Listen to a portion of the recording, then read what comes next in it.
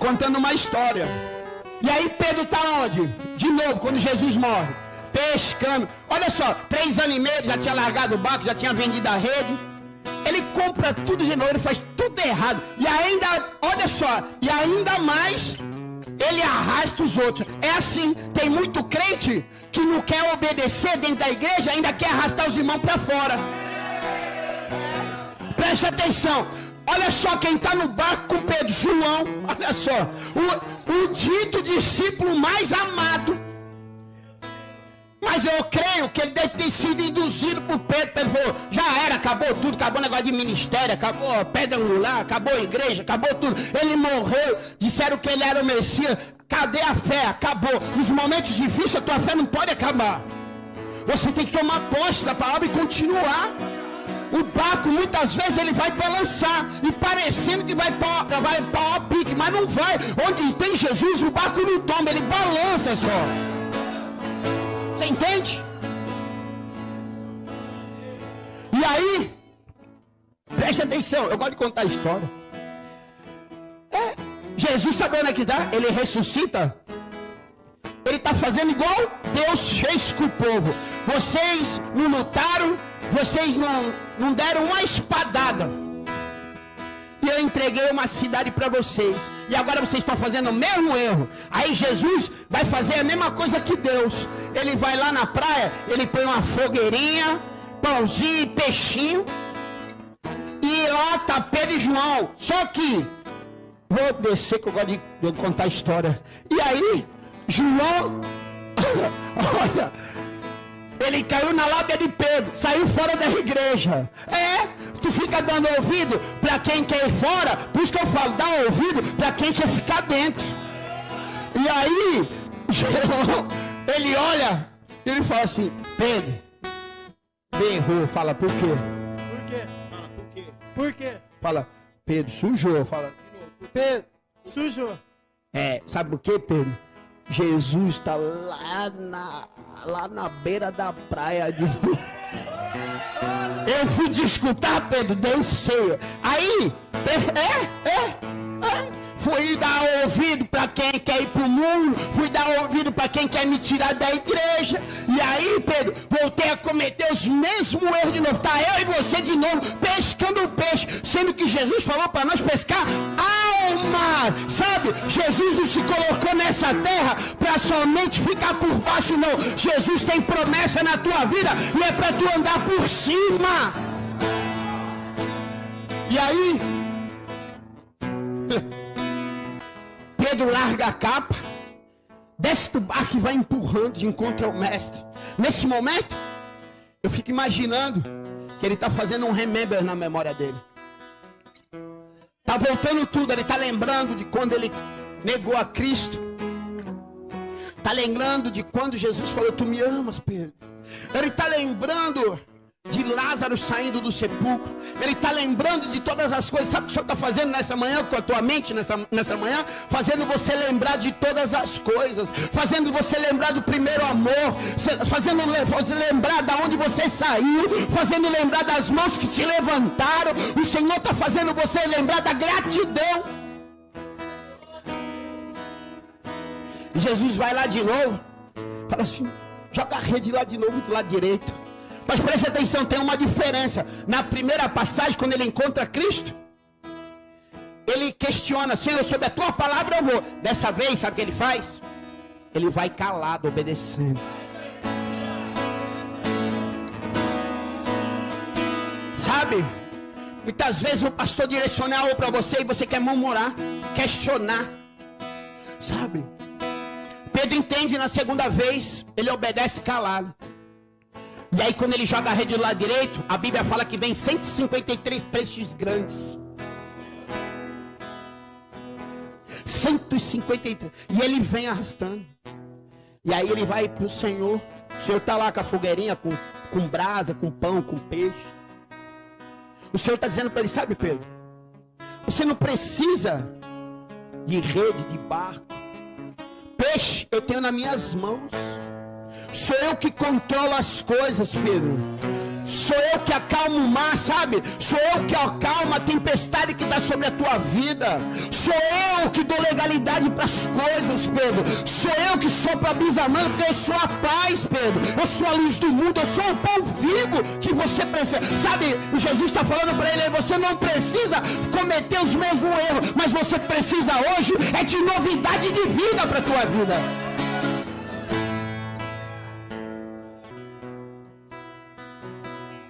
Então pare de cometer os mesmos erros. O Senhor está falando para a igreja hoje aqui tremendamente. Mudança de atitude, mudança de direção. Sabe, Paulo vai dizer assim, uma coisa eu faço, eu esqueço as coisas que ficaram lá para trás. Eu prossigo para as coisas que estão na minha frente. Eu quero coisas novas, sabe? Muitas vezes queremos dar uma olhada para o nosso passado. Queremos dar uma olhada para o nosso saco de lixo. Não, isso, preste atenção, é simples. Carrega uma mochila de 10 quilos durante 1 quilômetro. Ela vai estar pesando 20. Ande 10 com ela, está pesando 50 quilos. Se você andar 100 quilômetros, ela está com 1 tonelada. E é assim o nosso passado. Se você não largar ele, você vai se cansar de andar para frente. E as coisas novas, elas estão na frente. E muitas vezes é o teu passado e o querer você não largar dele é que te faz parar.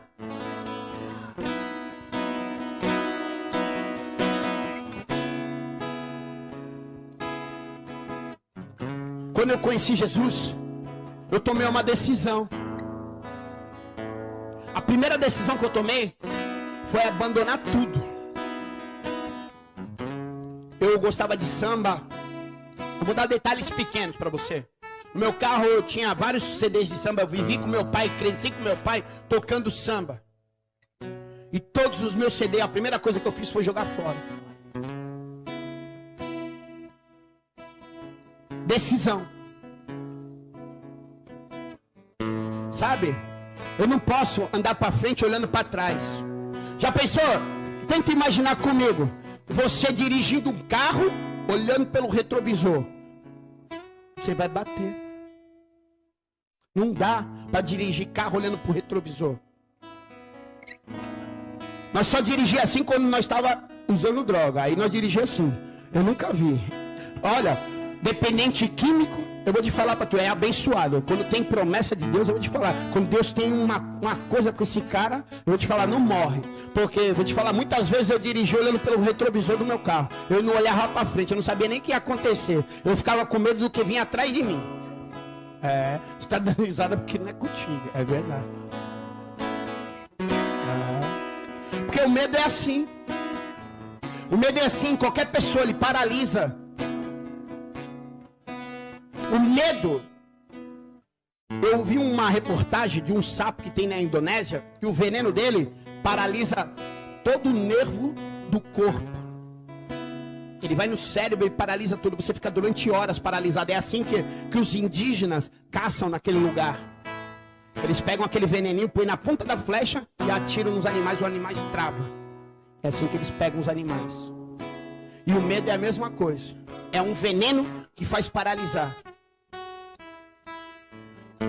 Então continue andando para frente.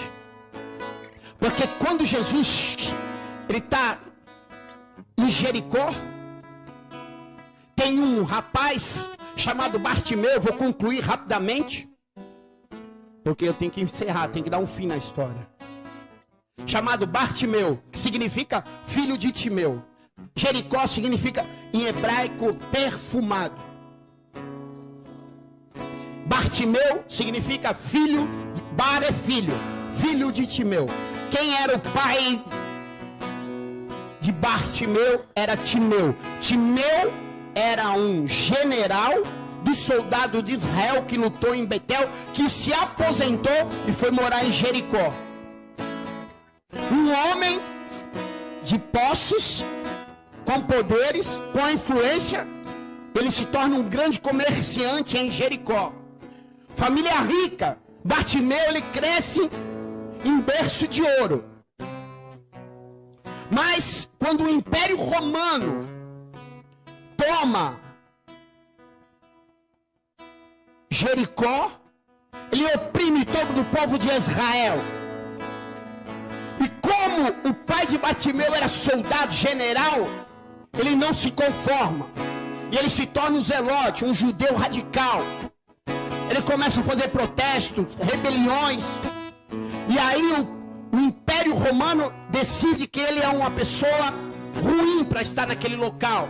E decide matar, crucificam ele. O seu filho Bartimeu, ele não é cego de nascer. Roma, quando ele mata o pai, ele tira o globo ocular de Bartimeu. Eles arrancam do menino, porque entende que para que o menino não cresça revoltado e queira se vingar. Então Roma lhe trata dessa forma. E Bartimeu, naquela época, todas as pessoas que eram cegas eram jogadas de lado e ficavam na beira do caminho pedindo esmolas. Então preste atenção, Bartimeu, ele tinha tudo e perde-se tudo. Perde também a visão, perde família, perde herança, e ele se torna um mendigo e fica à beira do caminho. Muitas vezes é assim o inimigo das nossas almas. Tira tudo da gente, porque as obras dele já são manifestas. Ele vem para roubar, matar e destruir. E é isso que ele vem fazendo em nossa vida. E assim acontece na vida de Bartimeu. Roma representa o inimigo. Assim foi na minha vida, assim foi na tua vida. Quantas vezes o inimigo tirou tudo que eu tinha? Mas preste atenção. Há um dia chegado em que ele ouve que Jesus de Nazaré está entrando em Jericó. Preste atenção, a Bíblia vai falar: quando um ou mais estiver, ali Jesus está. E Jesus já está aqui nessa manhã. Jesus já chegou aqui, querido. Jesus chegou para restituir tudo aquilo que o inimigo tirou de você. Sabe, Jesus, onde ele passa, ele devolve, ele restitui, ele transforma, ele cura.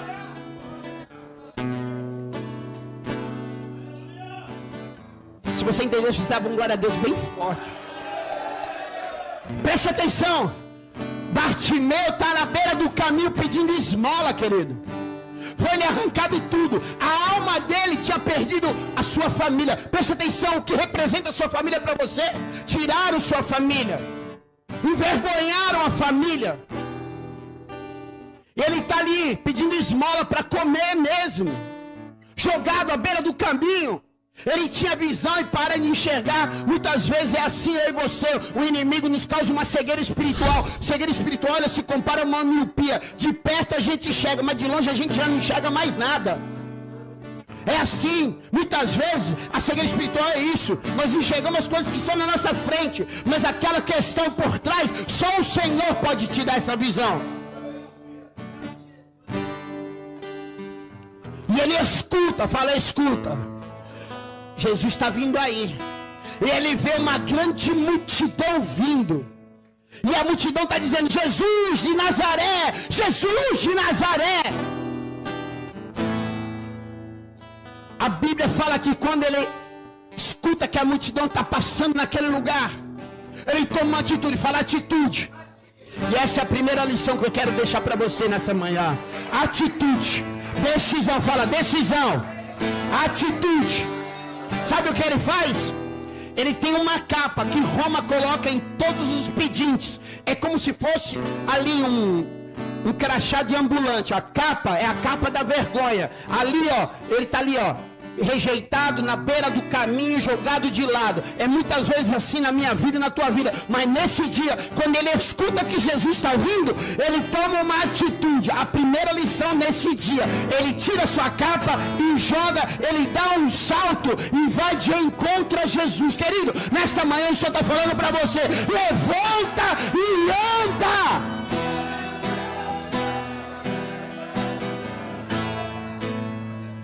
É dia de você tomar uma atitude. E o povo está chamando Jesus de Nazaré. Preste atenção. Da onde é Jesus? De Nazaré. Quem é o padrasto de Jesus? Porque o pai é Deus. Quem é o padrasto de Jesus? José. O povo está falando que ele é Jesus de Nazaré. Jesus de... Só que tem um que chama ele pelo verdadeiro nome.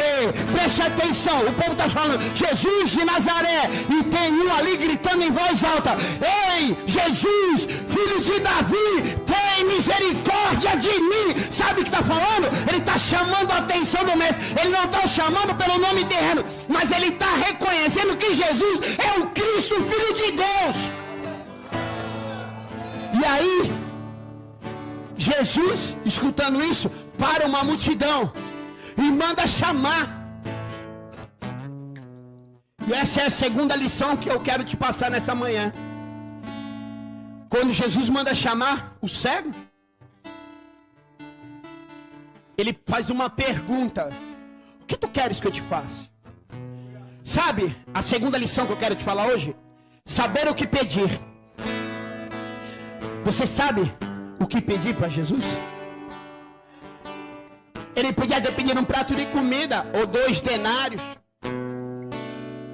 mas ele sabia exatamente. Ele não ficou nem titubeando, ele nem gaguejou. Quando Jesus falou: o que tu queres que eu te faça? Sabe o que ele responde? Eu quero ver, Senhor. Sabe o teu milagre que você está esperando? Jesus está aqui nesta manhã perguntando para você: o que tu queres que eu te faça? E a pergunta que eu te faço é: você sabe o que pedir nessa manhã?